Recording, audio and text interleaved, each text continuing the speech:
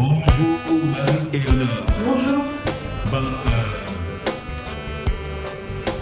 vous êtes peintre? Alors je suis plutôt dessinatrice, même s'il m'arrive de peindre sur les dessins. Oui. J'ai fait de la peinture à l'adolescence, une période pendant laquelle j'ai acquis les techniques réalistes. Mais ici, ce que je présente, ce sont bien des dessins. Des dessins. Vous avez pris des cours de dessin? Non, je n'ai pas pris de cours de dessin, je suis autodidacte, c'est-à-dire que je dessine depuis l'enfance, depuis l'âge de 4 ans, je remplis des cartons de dessin, donc c'est devenu une habitude. Et j'ai comme ça acquis ma propre façon de dessiner. Il y a beaucoup de gens qui décident comme ça. Pourquoi vous avez décidé de faire beaucoup de tableaux et exposer? Parce que n'importe qui peut faire des dessins sans exposer. Pourquoi j'ai décidé d'exposer? Parce qu'à un moment donné, j'ai quand même été un peu débordée par ma création. J'ai fait plus de 700 dessins, il y en avait beaucoup. J'ai eu besoin de les exposer parce que certains m'ont paru aboutis et aussi parce que je les avais déjà mis sur internet, donc j'ai mon propre site.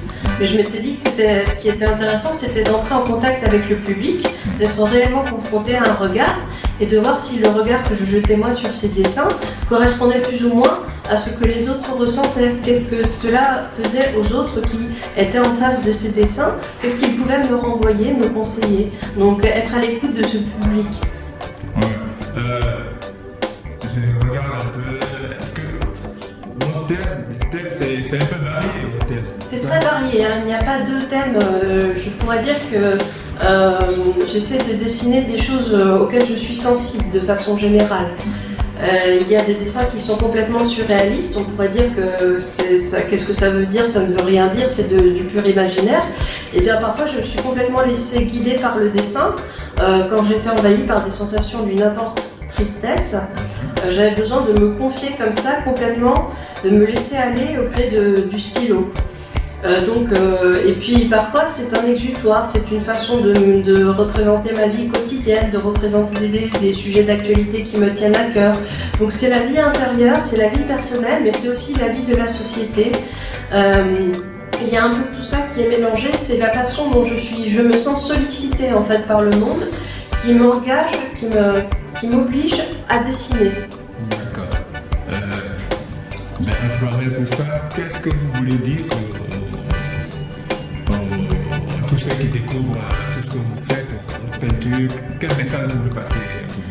Alors ce que je veux laisser passer, c'est que le dessin c'est un monde de liberté, c'est un monde où l'humour est possible, où on peut en fait se mettre en rupture avec les conventions du monde, tout ce qui est un peu pesant, tout ce qui est un peu rigide, tout ce qui est un peu normatif. Dans le monde du dessin, on peut s'affranchir de ça. Et c'est pourquoi c'est bien de se sentir dans une ambiance agréable lorsqu'on regarde ces dessins, de sentir un climat de sympathie, de sentir qu'on a la possibilité de se laisser aller au rire, à l'humour, de sentir en fait se laisser bercer par l'imaginaire. C'est un peu quelque chose qui nous détache du réel quelque part.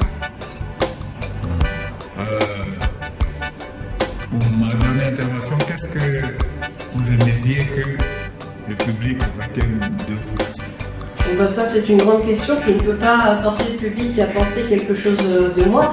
Je pense que c'est vraiment au public de penser, mais s'il met l'accent, des gens qui sont venus au vernissage m'ont dit qu'ils aimaient l'imagination et l'humour des dessins. Ça m'a fait énormément plaisir, c'est la première fois que j'entendais ces compliments. Donc pour moi ça me suffit, on m'a dit tout ce que j'avais envie d'entendre, voilà. Merci beaucoup Marie-Éléonore. Et bonne route, bonne continuation. Merci. À très bientôt. À très bientôt. Au revoir.